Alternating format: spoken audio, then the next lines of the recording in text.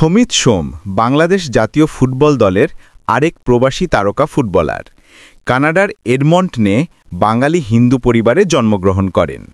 তার জন্ম ৫ সেপ্টেম্বর ১৯৯৭ সালে।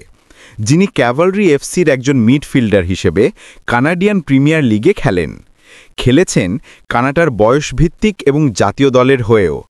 হামজা চৌধুরীর মতো তিনিও নারীর টানে বেছে নিয়েছেন বাংলাদেশ জাতীয় ফুটবল দলকে। ২০২৫ সালের এপ্রিল মাসে সমিত সোম আনুষ্ঠানিকভাবে বাংলাদেশ দলের হয়ে খেলার আগ্রহ প্রকাশ করেন।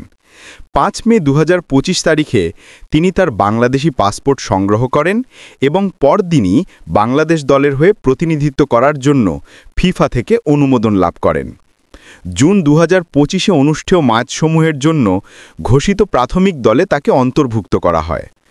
১০ জুন ২০২৫ তারিখে ২০২৭ এএফসি এশিয়ান কাপ বাছাই পর্বের ম্যাচে সিঙ্গাপুরের বিপক্ষে ম্যাচে তিনি বাংলাদেশের হয়ে অভিষেক করেন।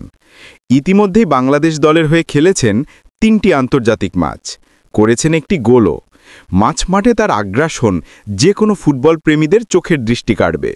সমিত সোমকে শুভকামনা জানাতে ভিডিওতে লাইক, কমেন্ট এবং চ্যানেলটি সাবস্ক্রাইব করবেন।